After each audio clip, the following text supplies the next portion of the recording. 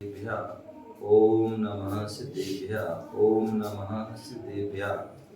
प्यारे बंधु, आज हम सभी पुनः भगवान आदिनाथ के समोषण में बैठे हुए हैं। आचार्य जिनसेन स्वामी आदि पुराण ग्रंथ में 25वें सर्ग में श्री जिन सहस्रनाम स्तोत्र का वर्णन कर रहे हैं। हमने कल विगत 83 और 84 छंदों के माध्यम से भगवान के अनेक नामों के बारे में जाना था।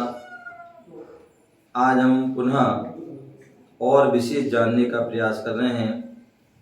आज श्री जिन सहस्रनाम की 31वीं क्लास 31वीं क्लास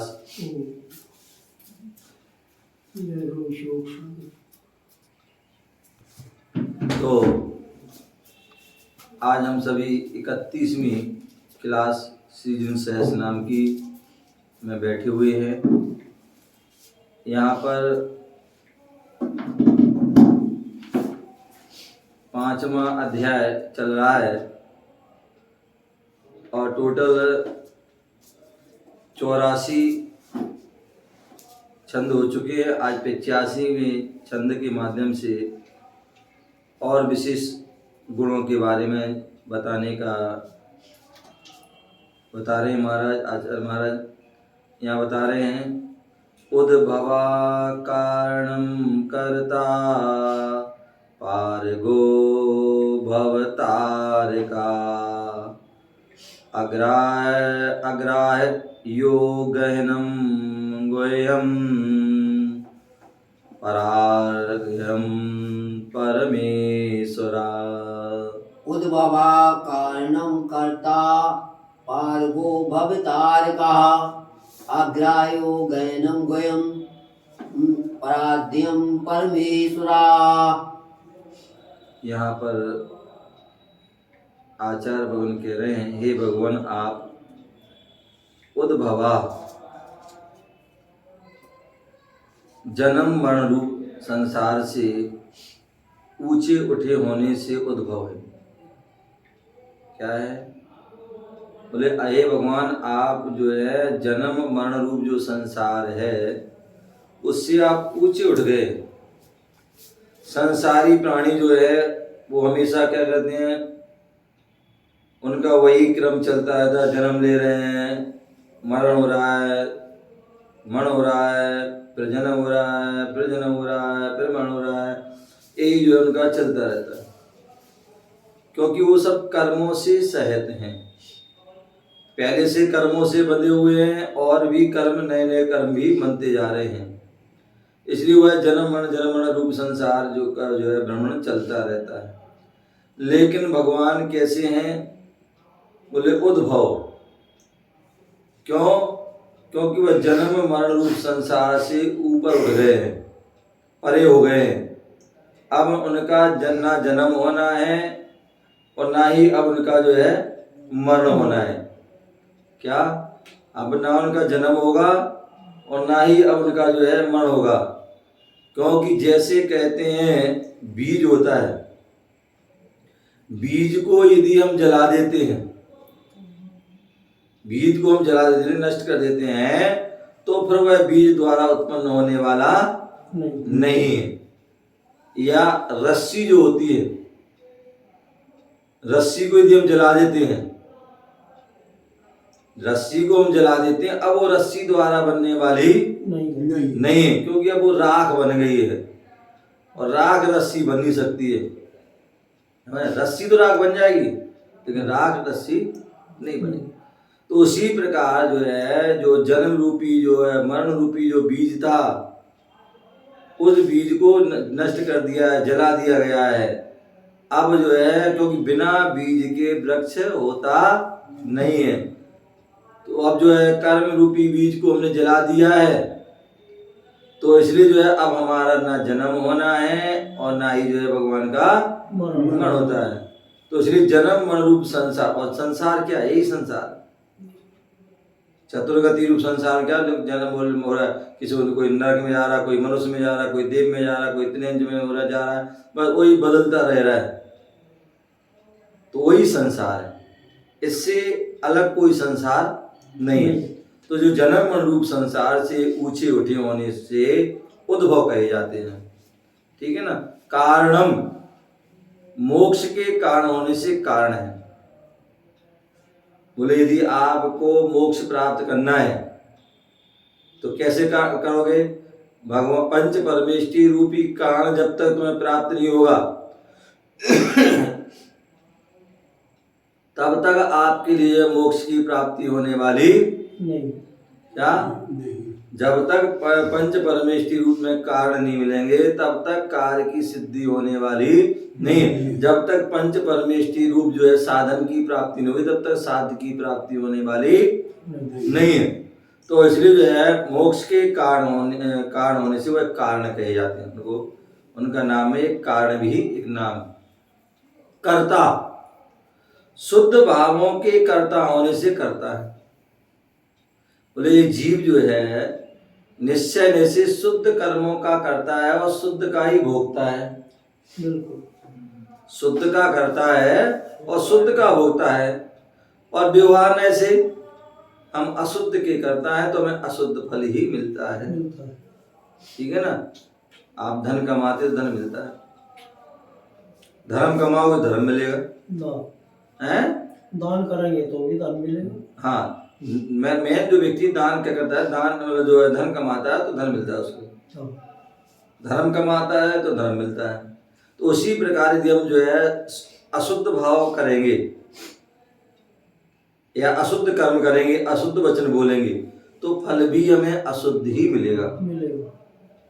यदि हम शुभ मन में विचार करते हैं, शुभ वचन बोलते हैं, शुभ क्रिया करते हैं तो फल भी शुभ मिलेगा। ठीक है ना। और यदि हम शुद्ध मन में विचार होगा, शुद्ध वचन होंगे तो शुद्ध हमें फल भी शुद्ध मिलेगा।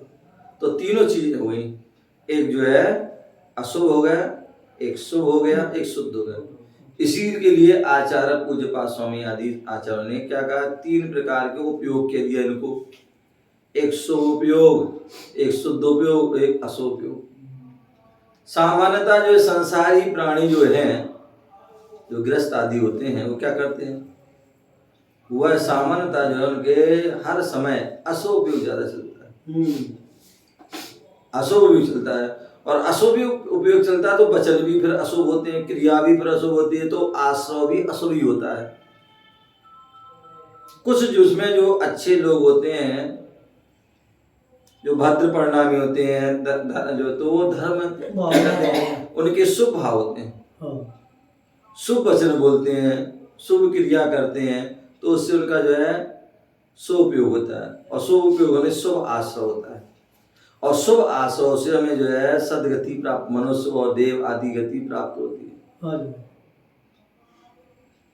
क्योंकि हमने शुभ भाव करे, शुभ वचन बोले और शुभ क्रिया करेंगे। और अशुभ से अशुभ गति होती है, अशुभ दुख प्राप्त होती है। और एक शुद्ध सोचते हैं, शुद्ध बोलते हैं और शुद्ध जो है वह क्या होते हैं, आचरण करते हैं, तो उनको जो है मोक्ष आदि की भी प्राप्ति हो जाती है। ये जब से कलयुग लग गया, जब से तो कोई मोक्ष में नहीं गया होगा। हाँ, नहीं तो वो तो पंचम काल में मोक्ष जाते हैं। नहीं गया, क्योंकि पंचम काल में इतना आप शुद्ध क्रिया कर ही नहीं पाते, क्योंकि उसके लिए सहनन चाहिए। पाप बहुत ज्यादा नहीं, पाप ये ध्यान रखना, हमारे कहते हैं कम्मे सूरा धम्मे सूरा। बोले यदि पंचम काल में यदि हमें मोक्ष नहीं होता है तो पंचम काल में हम 7वें नरक भी नहीं जा सकते। हाँ बिल्कुल, क्योंकि दोनों के लिए उत्तम सहनन चाहिए। तीसरे नरक से जाओ वहां तक पहुंचते, समझे ना। तो जो है हम जो है तीसरे चौथे पांच जो भी जा सकते, लेकिन सात में नहीं जा सकते, समझे ना। ठीक, तो और ना ही मोक्ष जा सकते हैं। बिल्कुल ठीक है ना। और चतुर्थ काल में जब सतयुग आदि होता है तो उसमें क्या होता है, व्यक्ति जो है 7वें नरक में भी जा सकता है और मोक्ष भी जा सकता है, क्योंकि उसके पास उत्कृष्ट सहनन है। क्या है, उसके पास उत्कृष्ट सहनन है, तो उसके सहनन धर्म करेगा तो मोक्ष चला जाएगा, और यदि जो है पाप करेगा तो नरक 7 दिन रख जाएगा, नरक में जाएगा, समझ गए ना। बिल्कुल। तो ये तो इसलिए यहाँ बोल रहे हैं मोक्ष के मतलब यहाँ का बता रहे हैं मोक्ष के कारण होने से कारण है और कर्ता शुद्ध भावों के कर्ता होने से जो है कर्ता है। क्या है? ये जो जीव आदि है शुद्ध भावों की आत्मा कर्ता भी होती है और अशुभ भावों की भी कर्ता होती है। तो शुभ भाव कर्ता करने से जो है तो भी वह करता, अशुभ करते तो भी वह करता, तो वो है। लेकिन वह अंत इतना कि एक जो है शुद्ध द्रव का करता है और एक जो है मतलब जो पर्याय से करता है, एक अशुद्ध से करता है और एक द्रव्य से जो है। तो द्रव्य से निश्चय न से वह शुद्ध भावों का करता है तो शुद्ध फल मिलता है। और व्यवहार से जो है क्या कहता है, व्यवहार न जो है अशुद्ध व्यवहार न से जो क्या है अशुद्ध कर्मों करता है, अशुद्ध भावों करता है तो अशुभ उसको फल मिलता है। तो इसलिए शुद्ध भावों करता होने से करता। पारगा संसार सिंधु के पार को प्राप्त होने से पारग। क्या बोलते हैं? पारग बोल दो, पार बोलो, पार लगाने वाले, अनेक अनेक नाम से। तो जो संसार सिंधु के जो है पार को प्राप्त होने से क्या, जो संसार सिंधु के पार कर लिया जिन्होंने तो वह क्या है? पारग है। क्या है? संसार सिंधु के पार को जिन्होंने प्राप्त कर लिया है वो पारग हैं। क्या है? स्वयं भी पार होते हैं और हम सभी को भी पार हो लगाते हैं, इसलिए उनको पारक। भव तारका संसार से तारक होने से भव तारक है। क्या है? संसार से भगवान हमारे लिए पंच परमेश्वर में संसार से तारने वाले होते हैं। क्या होते हैं? संसार से तारने, इस भव से तारने वाले होते हैं। अब भैया बोलते ना, हे भगवान अब हमें दोबारा जन्म ना लेना पड़े, हैं? चाहे जो भी जिस भाव में होता है व्यक्ति, क्योंकि जो चतुर्गति दुखमय है, देव गति में भी दुख है, मनुष्य गति में भी दुख है, त्रिंज गति में भी दुख है, नरक गति में भी दुख है, निर्गुण आदि अवस्था में दुख है। तो इसलिए वो चाहता है, भगवान से प्रार्थना करता है अब मुझे जो है आगे जन्म ना लेना पड़े। ऐसा काम करता है कि भगवान अब जो है यहीं से हम जो कल्याण हो जाए, तो हो जाए, मोक्ष गति हो जाए। तो संसार से तारक होने से, जो संसार से स्वयं भी तरते हैं और दूसरों को तारते हैं, तो वह भव तारक है। अग्राह्य क्या है? अग्राह्य है। अपार गंभीरता युक्त होने से अग्राह्य। कभी आपसे कोई प्रश्न पूछ सकता है कि बताइए आप जो है महाराज जैन साधु के साथ रहते हैं, जैन साधुओं के पास आते जाते रहते हो, तो आपको ये बताना है कि जो है जितने भी मुनिराज आदि होते हैं उनके पीछे सागर क्यों लिखा होता है? उनके पीछे सागर क्यों लिखा होता है? क्या होता है महाराज? हाँ तो वही तो बता रहे हैं, जो है उनके पीछे सागर क्यों लिखा होता है। तो उसका मतलब ये है, सामान्यतः तो देखो ऐसा है कि पहले कोई सागर आदि नहीं लिखे जाते थे। अब जो है वर्तमान में जो पंचम काल में शांति सागर आदि, आदि सागर आदि से ये चालू है, समझ गए ना। और उसमें भी कई ऐसे साधु जिनके में नहीं रहता, वो जो है बैराग ऋषि, कुशाग नंदी, पद्म नंदी, तो नंदी भी होता है, तो और भी मतलब हो सकते कुछ भी। लेकिन वर्तमान में जो है अभी जो है अधिकांश जो है सागर लगे हैं। और सागर लगे तो हमारे जो है गुरुजनों ने, विद्वानों ने उसकी जो सर्च की, चिंतन किया, मनन किया, और उसके बाद जो है उसका जो बोले सागर क्यों लगा है, तो बोले जैसे सागर जो है विशाल होता है। क्या होता है? विशाल। तो हमारे साधुजन भी विशाल है। जैसे सागर में अनेक प्रकार के रत्न पाए जाते हैं, तो उसी प्रकार हमारे जो है साधुओं के अंदर भी गुण रूपी रत्न जो अनेक उसमें पाए जाते हैं। बोले जैसे सागर गंभीर होता है, क्या होता है? गंभीर होता है, उसी प्रकार साधु जन भी गंभीर होते हैं, इसलिए उनके आगे जो है वह सागर। तो इसलिए अपार गंभीरता युक्त, जब साधु गंभीर हैं तो हमारे परमात्मा तो सोचो कितने गंभीर होंगे, भगवान जो है वो कितने गंभीर होते होंगे, समझ गए ना। तो ये उनके तो अपार गंभीरता युक्त होने से अग्राह्य है। गहनम स्वरूप के दुर्गे होने से गहन है। क्या बोले हैं? जो स्वरूप के दुर्गे होने से, जो हमारे आत्मा का स्वरूप दुर्गे है, दुर्गे होने से वो है गहन है। हर कोई आत्मा के स्वरूप को जो है प्राप्त नहीं कर सकता, बहुत कठिन प्रकार से प्राप्त होता है। अंदर व्यक्ति दिन रात जो है बाहरी चीजों में ही फंसा रहता है। अन्य एक क्या चीज है, एक क्या चीज है, एक क्या चीज, इसकी जानने के अपने स्वरूप को जानने का प्रयास नहीं करता है। नहीं करता। अन्य व्यक्ति जो संसार की वस्तु में लीन रहता है, अन्य जो पंचेंद्रिय की जो विषय आदि उनमें लीन होता है, लेकिन कभी आत्मा में लीन नहीं होता, धर्म में वह लीन नहीं होता है। तो इसलिए बोला स्वरूप के दुर्गे होने से क्या हर कोई उसको स्वरूप को जान नहीं सकता है। दुर्गे वह बहुत कठिन है। तो दुर्गे होने से वह गहन और गुह्यम, इंद्रिया गोचर होने से गुह्य है। क्या है? इंद्रियों के जो है, इंद्रियों के अगोचर होने से वह क्या है? गुह्य है। परार्घ्य,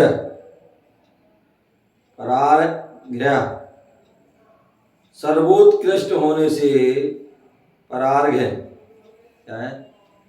बोले जो परमेष्टि होते हैं हमारे, चाहे वो अनंत हो, चाहे सिद्ध हो, चाहे अचर हो, उपाध्याय से साधु हो, वो कैसे हैं? सर्वोत्कृष्ट है।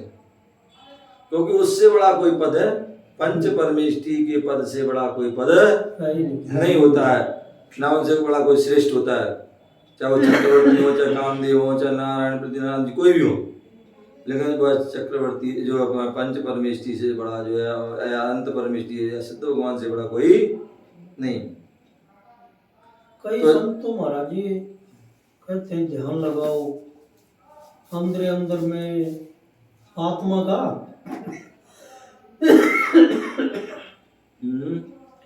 भाई अंदर अपना। हाँ, तो आत्मा ध्यान लगाने कोई दिक्कत नहीं है।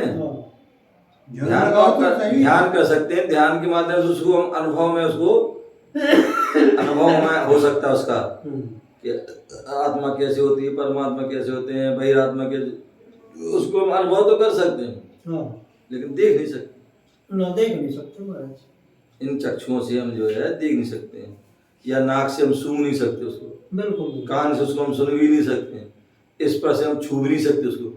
केवल ध्यान के माध्यम से उनको हम जो है उसका अनुभव कर सकते। बिल्कुल ठीक है ना? तो इसलिए सर्वोत्कृष्ट होने से क्या है? परार्घ्य तथा परमेश्वर। क्या है? परमेश्वर। मोक्ष लक्ष्मी के स्वामी होने से परमेश्वर। क्या है? परम ईश्वर। परम ईश्वर, तीनों लोगों की ईश्वर, तीनों लोगों में जितनी भी जो वस्तु है सबके वह ईश्वर है। ठीक है ना? तो मोक्ष, क्योंकि उन्होंने मोक्ष लक्ष्मी को प्राप्त कर लिया, उसके स्वामी हैं। जैसे कहते हैं भैया हम इनके स्वामी हैं। हैं? हर पति अपनी बीवी का स्वामी है, लेकिन यहाँ जिन्होंने मोक्ष रूपी लक्ष्मी को प्राप्त कर लिया है तो वह तीनों लोगों का स्वामी है। क्या हो गया? चाहे वो स्त्री हो, चाहे पुरुष हो, चाहे महिला हो, चाहे जो बच्चे हो, चाहे बच्चियां हो, चाहे वृद्ध हो, चाहे जवान हो, कोई भी हो, सबके वो स्वामी हैं। क्या है? सबके स्वामी। तो मोक्ष लक्ष्मी के स्वामी होने से वह परमेश्वर कथ्यते कहे जाते। यदि आपसे कोई पूछ सकता भाई परमेश्वर कौन है, परमेश्वर कौन है, तो आप बता सकते हैं कि जिन्होंने मोक्ष लक्ष्मी के स्वामी हैं, जिन्होंने मोक्ष लक्ष्मी को प्राप्त कर लिया है, वो परमेश्वर है। और जिन्होंने ये नहीं प्राप्त किया तो वो परमेश्वर नहीं है। तो मोक्ष लक्ष्मी तभी मिलेगी जब आप जो है इस दिगंबरत्व मुद्रा को धारण करोगे, मुनि बनोगे, कठोर तपस्या साधना करोगे, तब जाके आपको मोक्ष जो है लक्ष्मी की प्राप्ति होगी, तभी आप परमेश्वर कहला सकते हैं, अन्यथा आप परमेश्वर नहीं कर सकते। तो मोक्ष लक्ष्मी के स्वामी होने से परमेश्वर कथ्यते कहे जाते हैं। भावार्थ, हे भगवान आप जन्म मरण रूप संसार से ऊंचे उठे होने से उद्भव। क्या है? हे भगवान आपने क्या है? जन्म और मरण रूपी संसार से ऊपर उठ गए। ठीक है ना? तो इसलिए उद्भव है। मोक्ष के कारण होने से कारण है। शुद्ध भावों के कर्ता होने से करता है। हम्म, संसार सिंधु के पार को प्राप्त होने से क्या है? पारग है। संसार से तारक होने से भवतारक है। क्या है? संसार से तारक होने से भवतारक है। अपार गंभीरता युक्त होने से अग्राह है। स्वरूप के दुर्गे होने से गहन है। और इंद्रिया गोचर होने से गुहे। सर्वोत्कृष्ट होने से परार्घ तथा मोक्ष लक्ष्मी के स्वामी होने से परमेश्वर हैं। जिन्होंने मोक्ष लक्ष्मी को प्राप्त किया, जिन्होंने सामान्य लक्ष्मी को प्राप्त किया, वो परमेश्वर नहीं है। जिन्होंने मोक्ष लक्ष्मी को प्राप्त, मोक्ष लक्ष्मी कब प्राप्त होगी? जब कर्मों से रहित होगे। कर्मों से रहित कब होगे? जब इस दिगंबर मुनि दीक्षा को धारण करोगे तभी, अन्यथा नहीं। बिल्कुल। आगे यहाँ पर बोल रहे हैं 86वें नंबर के छंद में, अनंतरधि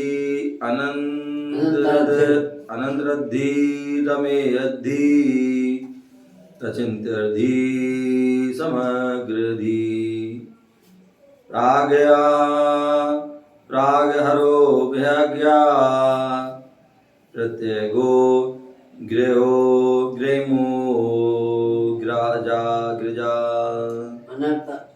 अनंतर्धीरा रमेयद्धि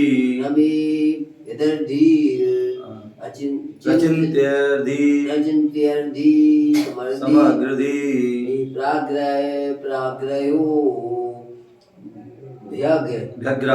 व्यग्रा प्रत्यज्ञो गिरमो गिजा। हाँ, तो इस प्रकार से यहाँ पर बता रहे हैं, हे भगवान आप अंतर्धी अनंत रिद्धियों के धारक होने से अंतर्धी। कितनी सुंदर बात। क्या है? आप अनंत जो है रिद्धियों के धारक होने से। बोले आज के इस युग में व्यक्ति को एक रिद्धि भी प्राप्त नहीं हो सकती, क्योंकि ये पंचम काल, और पंचम काल में उसकी साधना, उसके जो है ध्यान आदि नहीं होता है। बिल्कुल। हाँ, तो इसलिए वो क्या है, लेकिन भगवान वहाँ चतुर्थ काल में एक नहीं अनेक रिद्धि प्राप्त हो जाए। अनेक। आज व्यक्ति को थोड़े से कुछ मिल जाए ना तो ऐसा हो सकता है, ऐसे बमकता है कि अपने आप पता नहीं क्या मिल गया। बिल्कुल। और वहाँ 64 रिद्धि भी प्राप्त हो जाती है, अनेक रिद्धि प्राप्त हो जाती है, लेकिन फिर उन्हें अनभिज्ञ रहते हैं, उन्हें कोई मतलब ही नहीं। ये जो है चतुर्थ काल और पंचम काल में ये अंतर, बहुत फर्क है। तो अंतर्धि अनंत रिद्धियों के धारक होने से अंतर्धि। अमेयर्धि उन रिद्धियों के अपरिमित होने से। अमेयर्धि क्या है? अपरिमित रिद्धियों जो है, रिद्धियों के अपरिमित होने से। रिद्धि की कोई जो है मतलब सीमा नहीं है, अपरिमित है, कोई प्रमाण नहीं उनका। तो इसलिए क्या है? रिद्धियों के अपरिमित होने से अमेयर्धि।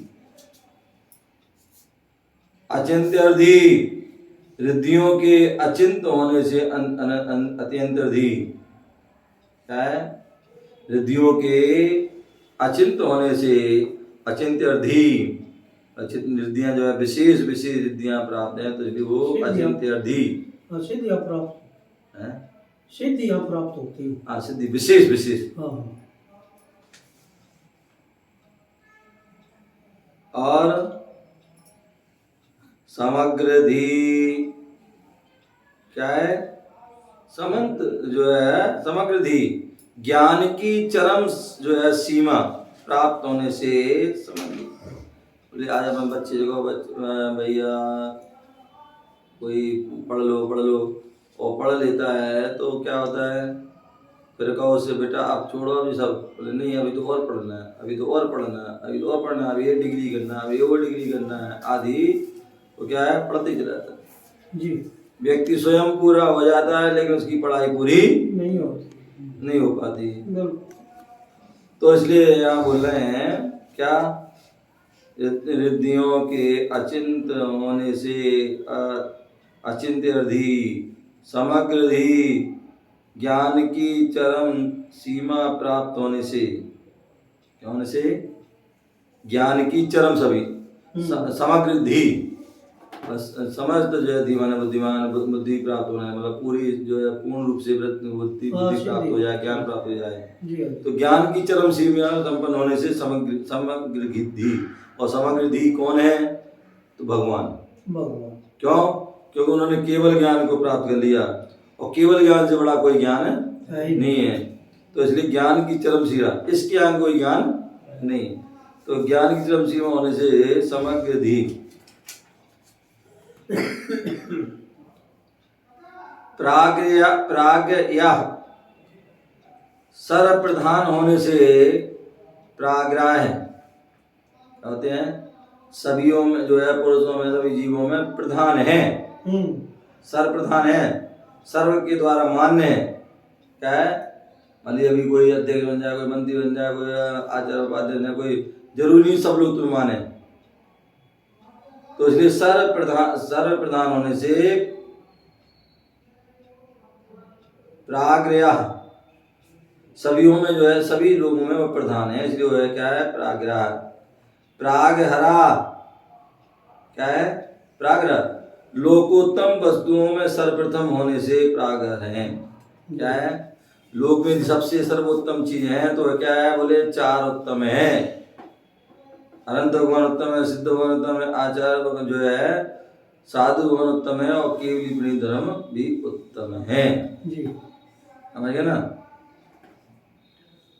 तो इसलिए क्या बोल रहे हैं? लोकोत्तम सर्वप्रधान होने से प्राग्रह है, और प्रागहरा लोकोत्तम वस्तुओं के सर्वप्रथम होने से प्रागहर है। अभ्यग्रह लोकाग्र में विराजमान व्यक्ति, भगवान कहाँ विराजमान है? लोक के अग्रभाग, देखो समाप्ति। जैसे हमारे को देखते हैं बचपन में क्या होता था, गुब्बारे आते थे, हैं? गैस के गुब्बारे आते थे, तो क्या होता था? तो दुकानदार होता था, बड़ा चालाक होता था, उससे वो क्या 2-3 फुग्गा फुलाए और उसने छोड़ दिए ऊपर उड़ते हुए। बच्चे अरे गुब्बारे, हमें भी चाहिए हैं? तो क्या करता है वो, जो है सब लोग ले लेते हैं, उड़ जाता है। तो इसलिए तो कहने का तात्पर्य जो हम गुब्बारे को यदि हम जो है खुले आकाश में जो है छोड़ेंगे तो यहाँ वहाँ कहीं भी चले जाएंगे। लेकिन हम जो है दरवाजे बंद कर दिया और हमने गुब्बारा छोड़ दिया तो कहाँ जाएगा? छत पे जो है लग जाएगा। तो इसलिए बोले भगवान से तो भगवान भी क्या होते हैं, यहाँ से मोक्ष को प्राप्त करते, भरत क्षेत्र विदेश से, तो सीधे कहाँ जाते हैं? कहाँ जाते हैं? लोक के अग्रभाग में जाते हैं, उसके आगे नहीं जाते। क्यों?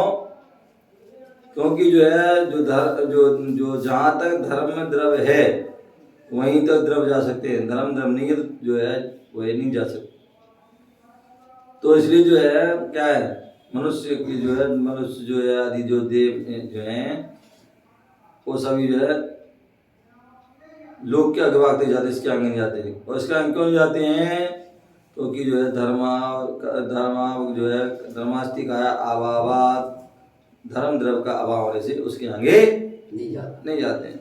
तो इसलिए बोल रहे हैं, क्या बोल रहे हैं? संपूर्ण प्राणियों में विलक्षण होने से जो है, लोकाग्र में विराजमान होने से जो है अव्यग्र हैं, प्रत्यग्रह संपूर्ण प्राणियों में विलक्षण होने से प्रत्यग्रह है, अग्रया सबके नायक होने से, क्या होने से? भगवान सबके जो है नायक होने से क्या है? अग्रिम अग्रिमा सबके अग्रेसर होने से अग्रिम, तथा क्या बोले हैं? सबके जो है अग्रिम है, अग्रेसर है, सबके अग्रेसर, तो इसलिए वो क्या? अग्रिम। तथा अग्रजा क्या है? अग्रजा सर्वज्येष्ठ होने से अग्रजा, बोले अग्रज, बोले हमारे क्या है? अग्रज मतलब बड़े भाई, या अनुजा छोटे, तो इसलिए यहाँ बुलाया है, क्या है, सबके अग्रसर होने से अग्रिम तथा अग्रजा, क्या है, अग्रजा सर्व ज्येष्ठ होने से, सभी में क्या है, ज्येष्ठ हैं, श्रेष्ठ हैं, तो इसलिए जो है सर्व ज्येष्ठा होने से अग्रज कथते कहे जाते हैं। इस प्रकार से हमें उसको जानना चाहिए। भावार्थ, हे भगवान आप अनंत रिद्धियों के धारक होने से अनंतरधि, क्या है, हे भगवान आप कैसे हैं, अनंत रिद्धियों के धारक होने से अंतर्धि, एक नहीं अनेक रिद्धियां, और रिद्धियों के अपरिमित होने से, रिद्धियों का कोई जो है प्रमाण आदि नहीं है, तो अपरिमित होने से अमेयर्धि,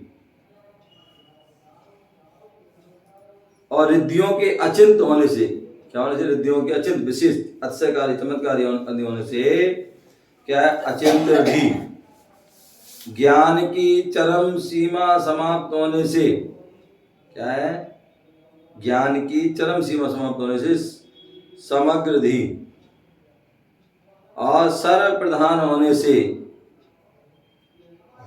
प्राग्रह, क्या है, सर्व प्रधान, सब में जो है बड़े होने से, सब में जो प्रधान होने से, क्या है, प्राग्रह, ठीक है ना, प्राग्रह, और लोकोत्तम वस्तु में सर्वप्रथम होने से प्रागहर, क्या है, लोकोत्तम होने से, लोकोत्तम वस्तुओं में सर्वप्रथम होने से प्रागहर, और लोकाग्रह, लोक के अग्रभाग में विराजमान होने से अव्यग्र हैं, और सबके नायक होने से अग्रह, क्या है, सबके नायक होने से अग्रह, अग्रेसर होने से अग्रिम है, क्या हुआ है, अग्रेसर होने से अग्रिम है, तथा सर्व ज्येष्ठ होने से, क्या होने से, सर्व ज्येष्ठ होने से अग्रज कहे जाते हैं। इस प्रकार से यहाँ पर जो है क्या बोलते हैं, सबके नायक होने से अग्रह हैं, और सबके अग्रसर होने से अग्रम है, तथा सर्वश्रेष्ठ होने से क्या होते हैं, अग्रज जो है कहे जाते हैं। इस प्रकार से जो है हमारे लिए ये जो सहस नाम है, एक एक छंदों में विशेष विशेषता उनकी दिखाई जा रही है। हम सभी उसको बड़े ध्यान से सुने, पढ़ें और उसको अपने स्मरण करें, जिससे हमारे लिए भी यह उपलब्धि प्राप्त हो। इस प्रकार से 85 और 86 नंबर के जो है श्लोक हुए। आगे हम और भी इसको जानेंगे। ओम नमः शिवाय।